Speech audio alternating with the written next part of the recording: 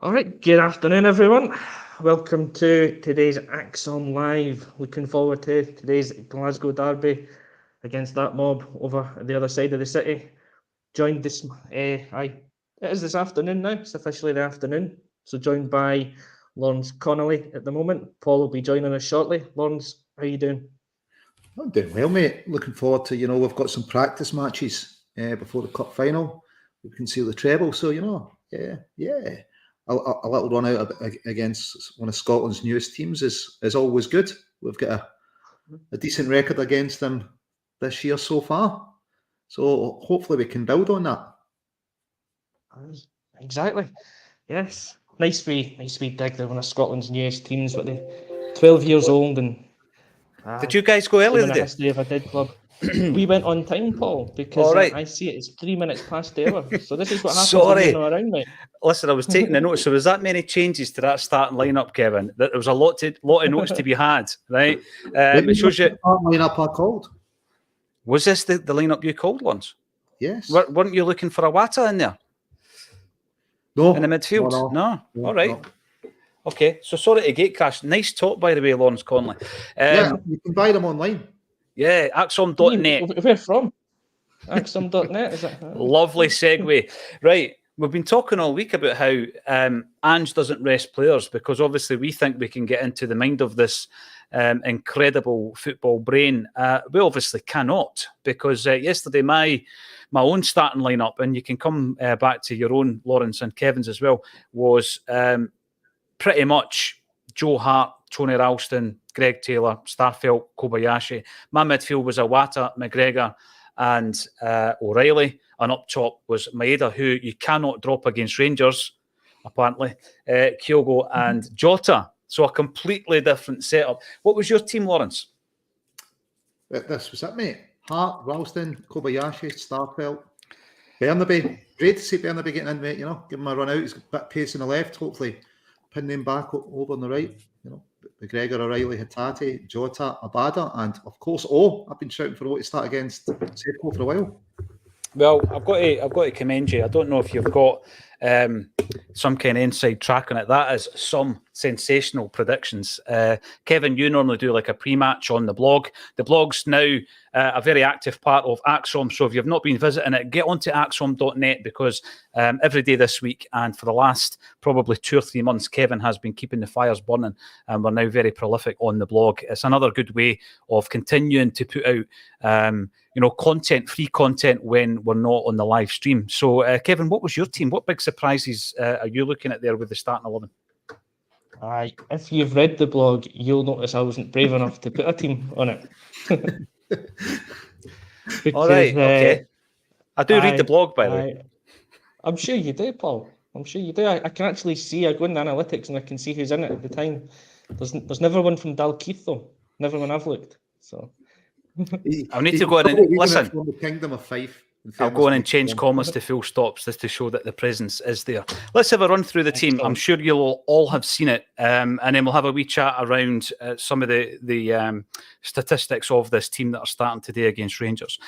Joe Hart in goals with Tony Ralston at right back, Kobayashi and Starfelt in the middle, and Bernaby getting that start on the left-hand side. A midfield trio of McGregor, Hatate and O'Reilly, with up top a return to the side of Abada, with Jota on the left and O through the middle, as Lawrence has been banging on about a start for O.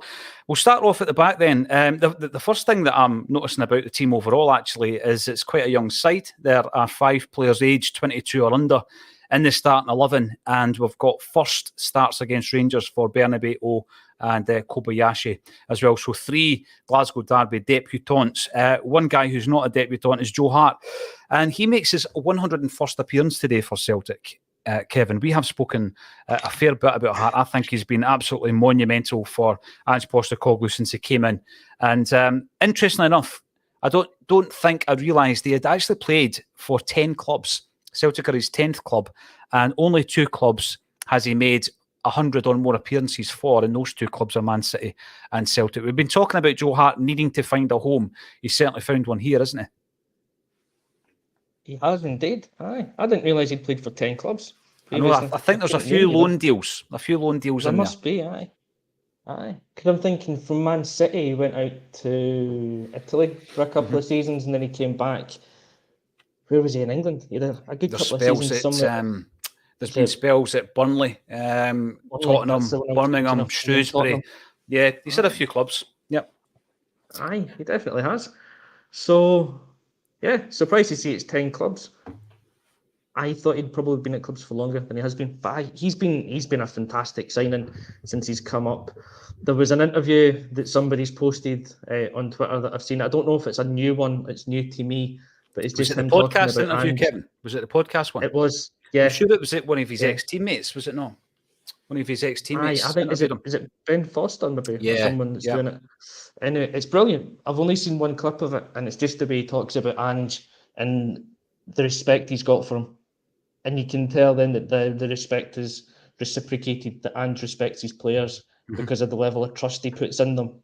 And he's definitely done that with Joe Hart, because what Hart needed was was a manager to come and take him under his wing again and show him a level of support and confidence and trust that no one had in him at that time.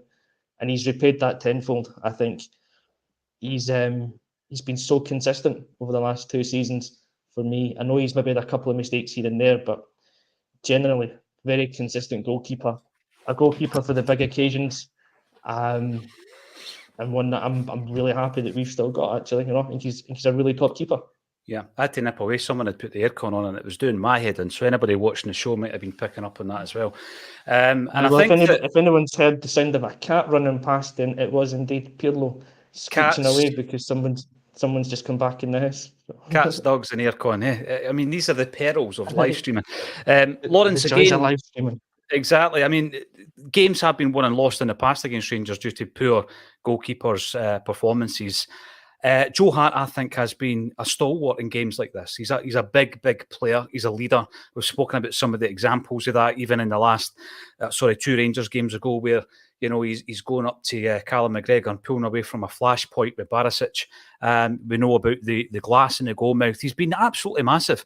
But a lot of Celtic fans are still talking about an upgrade on Joe Hart. Do you think that's a wee bit unfair? I think an upgrade's definitely unfair. A replacement, perhaps something for me to look at as he's getting older. But an upgrade, it's a guy that's won the Golden Gloves. 3 times. What level of keeper's going to be an upgrade?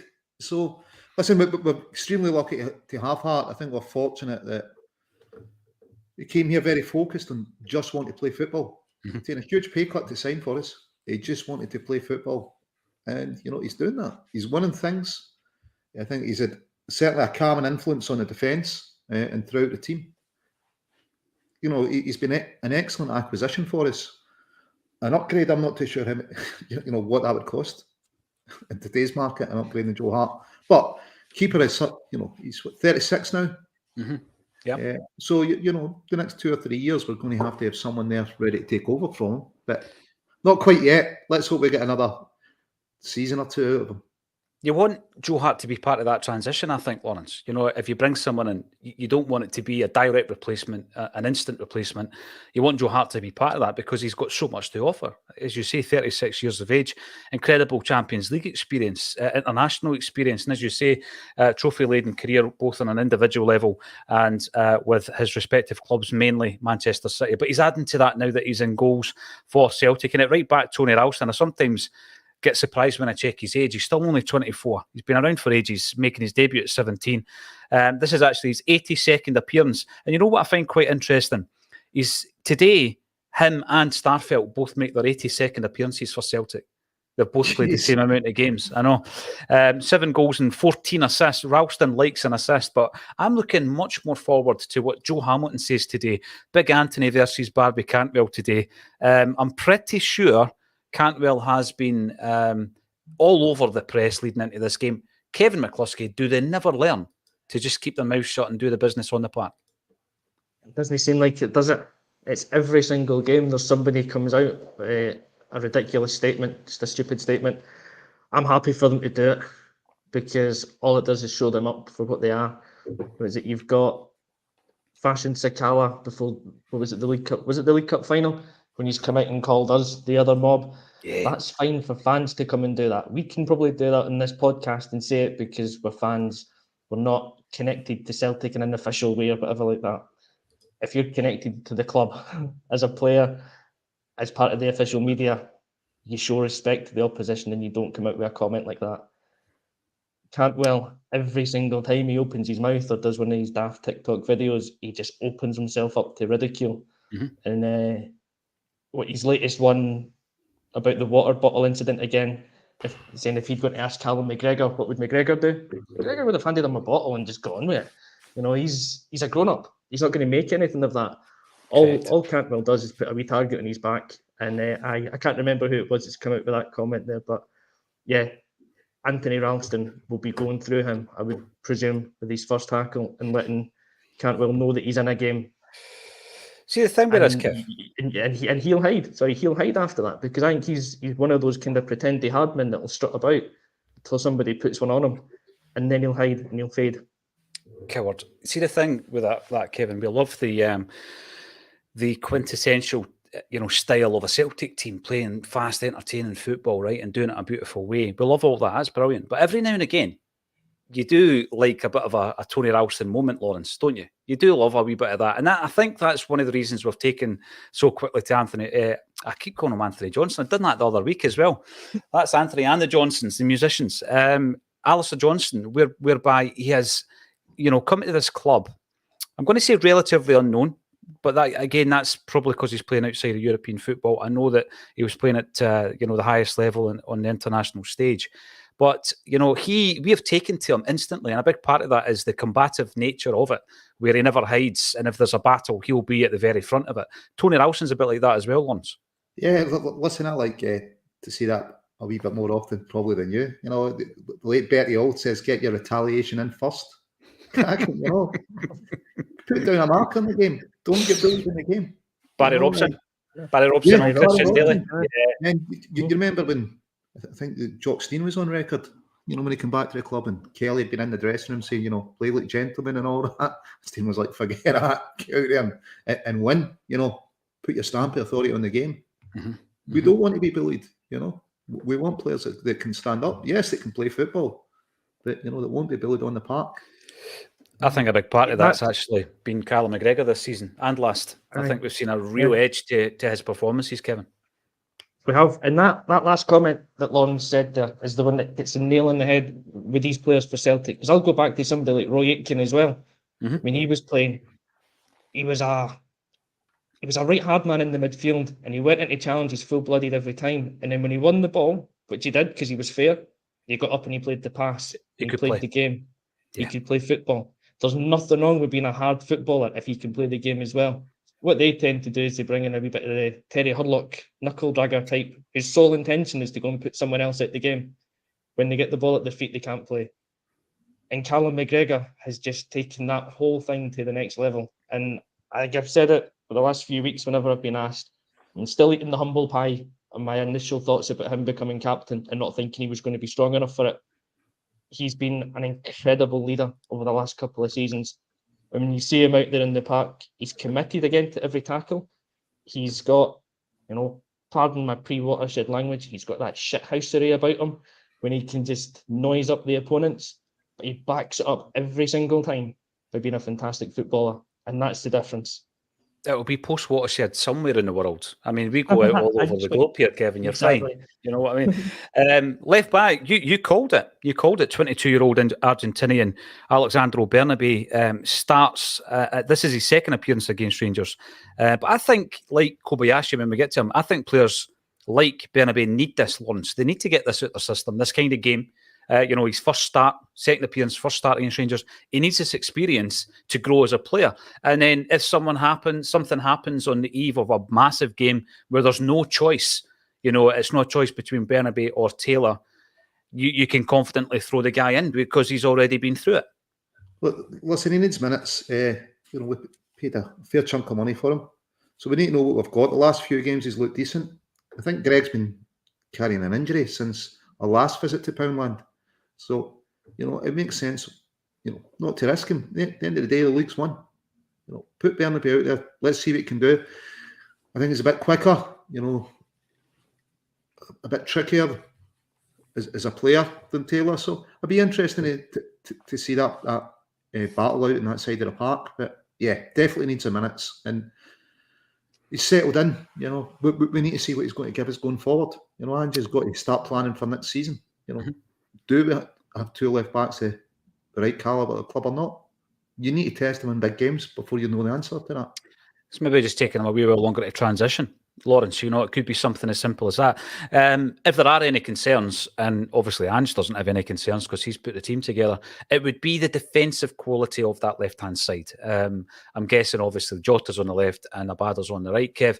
And we talk about it quite a lot because they've got a 100 goal-scoring machine right back. I don't know how I know that stat. I really had to dig deep for that because it's never mentioned. And talk about, obviously, him being one of the most dangerous forward players, offensive players in the Rangers team.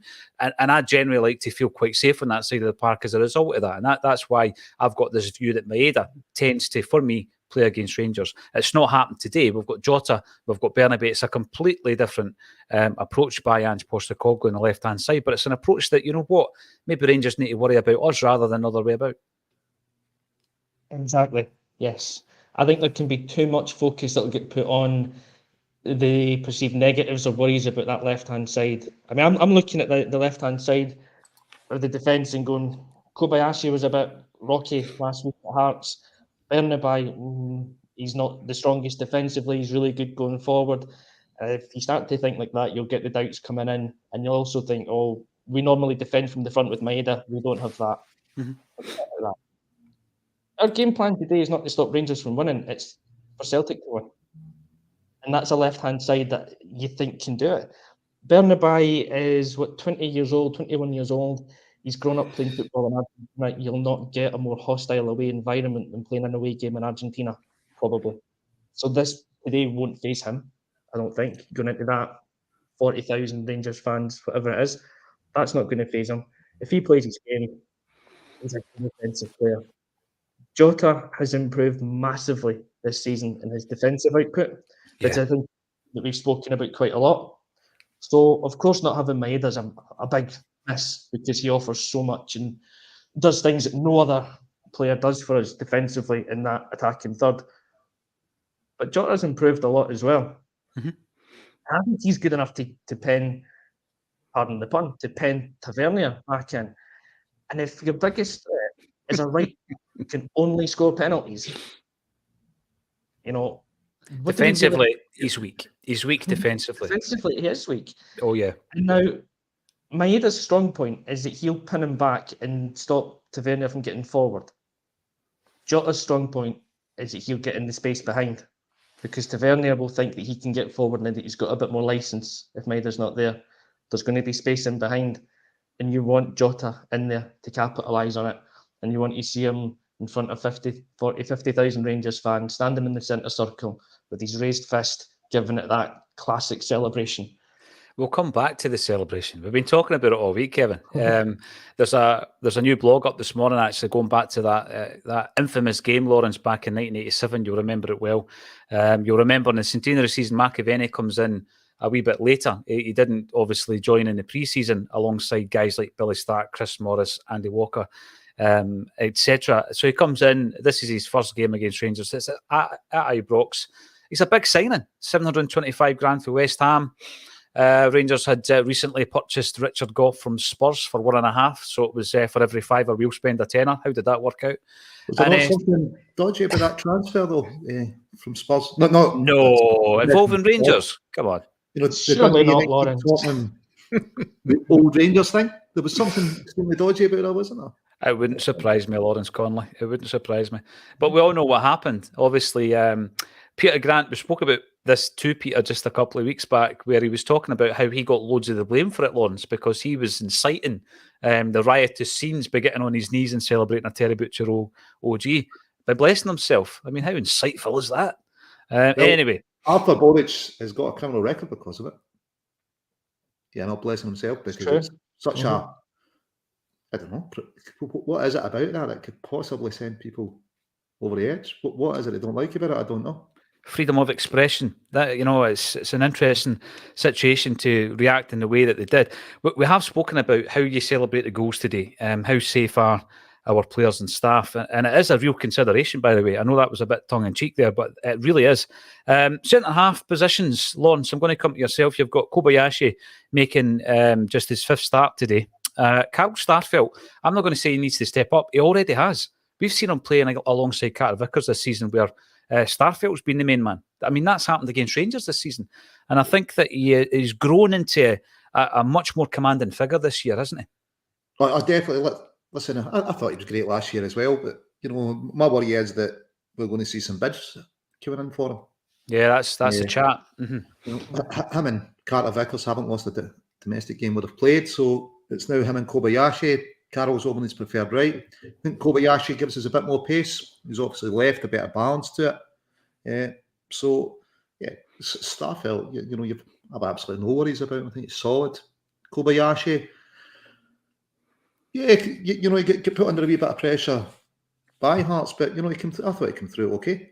That's what he wasn't rattled. He wasn't rattled, was he? It's very calm, isn't he? Very calm. He can pick a pass out. He can play, both short and long passes. He can pick them out. So I think he's a better balance having a left-sided player. There's a bit more pace at the back with him and Bernabe playing, I think. Which will be handy because obviously Tavernier likes to go forward. So having that pace will be asking questions to Tavernier, to go up and down the field, and it gives a wee bit of cover. But yeah, no worries at centre half really, mate. I think those two can be a good pair. Yeah, I agree with that. And, I think Liam has mentioned that long term, if the speculation is true and Starfelt does have a lot of interest, long term, Carter Vickers and Kobayashi might even be a partnership that we'll see in the future as well. We've spoken about the midfield, and I found it interesting looking this morning that Matt O'Reilly started every game against Rangers this season. If you had asked me that from memory, I probably wouldn't have thought that was the case. He started every game against Rangers this season. I think he's on a good run of form, Matt O'Reilly.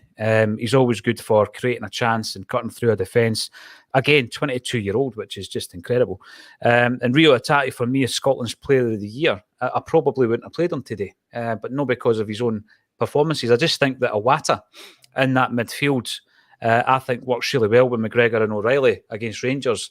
Alan yesterday spoke about the diamond that Rangers play in the middle, but I think now that Abada's back in the side and the wingers are going to have that freedom, like you say, to get behind the defenders, Kevin, right? I think we then overload the midfield with the 2 inverted fullbacks, and that's how we're going to combat this diamond in the middle. So although it's not the trio I would have played in the midfield, I'm more than confident that they can get the job done today. Absolutely. I think it's probably the strongest midfield 3 that we've got. Or you could take one of Rio or O'Reilly out and bring Iwata in, and you could still make the same argument that would be the strongest midfield 3. I think we're just really strong in that area at the moment. As I said, I wasn't brave enough to put my team out on the blog, but one thing I did suggest that I thought we might have done was put Iwata in actually and have that kind of 6-6, the midfield pivot in there, just to give us a wee bit more solidity in the midfield, because when Iwata's come on in the last couple of games against them, he's been really impressive for me and helped us regain, certainly in the league game, he helped us regain the midfield after we were losing it for a wee bit. So I did have a wee suspicion that he might have played, but then listening to Angie's press conference as well, and he was talking about, I've got a team in mind, it's one that will win the game, or we think can win the game, but there might be a couple of surprises thrown in there. I went wild and had a wee thought in my head. What about Callum and Iwata as your 6-6 and Haksabanovic in as a 10, and just go for it? That was a wee thought I had. But looking at the midfield that we've got, I mean, Callum McGregor, you can't take him out. Rio Hatate is probably the best midfielder in the country when he's on his game. He's the kind of player that can go 89 minutes and not really give you very much, but in the 90th minute will create a goal or score a goal. And he did something similar against Hearts. He did very little, and then he sets up the first goal. And O'Reilly, for me, he's 22 years old. He's a player that will go through peaks and troughs in his form. Right now, I think he's in a peak, and we need to get the most out of him while he's on this form. He's got tremendous vision. He's got a great pass in him. And he's got that experience, actually, of having played in the 6 when McGregor was out. So, he's also got the fight and dig about him as well. And he's a more athletic option than, say, a Turnbull or someone like that. So it's a very strong midfield. But if he's onto the bench later on, Iwata can and likely will come on. You're not weakening the team by making that change in any way, are you? No, you're not. And we'll come to the bench because, again, it is a very strong one. Sean fairly go out and play like champions. It would be good to see Lawrence Celtic going out and expressing themselves the way we know we can. Some of the performances have been quite stifled. A big part of that's down to the opposition, of course. But I don't think in the last 3 games we've been at our very best against Rangers, albeit we haven't been beaten by them. I don't think we've been at our best. Are we going to see it today? Hopefully, you know, Beale's going for another record. I think he'd be, the only manager other than Murphy to lose their first 5 games, of this new club. So we've got to keep an eye on that, But the midfield, Hatate really needs minutes. O'Reilly's been, he's coming back into form. We need to get these guys ready for the cup final, give them some minutes. Mm-hmm. Is it really about today? The league's done. I think we'll go out. There's not too much pressure on us at all. Yeah, and hopefully they do play with that freedom. They feel the pressure's lifted. The only pressure is, I suppose, making sure that you're putting down a market against the cup final team. Today's result, it's not that I would ever tire of beating them, but that is becoming a bit monotonous. So maybe that's what I'm just thinking. Give some of the boys a rest, like Kyogo and that. He must be fed up scoring against them. Start low. I'm all about beating them and beating them well, because I don't think that we've really hit the top form, Lawrence. And I've heard a lot of chat going through the week about meaningless games and fixtures. I don't think that exists in the mind of Ange Postecoglou. Jamie 7121, hail from New Zealand, 10:22 p.m, just over an hour to kick off, and not a bad time for a change. Brilliant, superb, and I hope that you enjoy the game over in New Zealand. Gary McCain, hail from Oz. Let's turn the screw on them. I agree. Can't even fill their ground for a derby game. Has anyone seen what the ground's looking like in terms of how full it is about 3 minutes before kick-off, Kev? Because we're talking about that as well. A couple of weeks ago, the club deck to public sale for Celtic fans. I'm not too sure if that's true, but I heard that's kind of how few tickets have been sold. Inadvertently, maybe, Lawrence, to Celtic fans. Because it was actually raised the other week there. Jungle Lion said, what if we go to Ibrox and we've won the league and they're out the cup and there's no Celtic fans in the stadium? Will they sell it out? And actually, I've got to say, most of the comments came back saying, of course they will. They'll always sell it. But, I've been hearing that's maybe not the case, Kevin. You seen any of the footage to suggest that the faded blue seats are in show? I haven't seen any yet. No, I've not checked in the other tab. But I wouldn't be surprised if it was from the end of the game anyway. I think I'd said it in a chat, it'll be a sea of faded blue seats with smatterings of green and white around the place, because we'll be the only ones left, the few fans that have made it in. I'm not surprised if there would be empty seats from the beginning, because there's no such thing as a meaningless Glasgow derby, but this is as close as you're going to get to one from our point of view. Winning the game doesn't help us win the league because we've already won it. We're not going to lose it. Winning the game for them, what does it mean? It gives them hope for next season, but everyone knows it's a false hope for next season, because we're going to kick on over the summer. If you were a Rangers fan, would you really want to go out and watch that today? The prospect of your team being humbled again, when it should only be your fans in there. It should be a big occasion for them, but I think we've absolutely taken them to a low that they can't enjoy this game one little bit. And that's glorious to hear. We've got Lee Labada playing on the right-hand side, loves a goal against Rangers, still only 21. Bizarre. When are we going to stop talking about this boy's age? I always remember that about Paul McStay, right up to about the age of 24. He seemed as though he was a young guy, but he'd been around forever. And up top O, which is something that Lawrence had called. What I'm going to ask you though, Lawrence, and I asked the question yesterday just before we go to the action, in terms of celebrations, what are you expecting when we score, if and when we score? Well, it depends who scores. I mean, I suppose Abada's going to be really disappointed that back post Barisic has been dropped, But what a master tactician Beale is, it's only taken him half a season to spot this. So I think if O scores, I hope he does a Klinsmann. Oh, I'd love to see a Klinsmann. Oh, yes. Yeah. Absolutely. A big message to his international manager. Listen, we're going to go and get the action. Thanks, everybody, for joining us. 750 strong on the live stream there. And if you like what you see, give us a big thumbs up. I've been joined today. I was 3 minutes. The guys were 3 minutes early. Kevin McCluskey and Lawrence Conley, thank you very much for joining us. Come back and see us at halftime. Hopefully, we can talk about a few of those celebrations. And we'll see you at halftime on A Celtic State of Mind.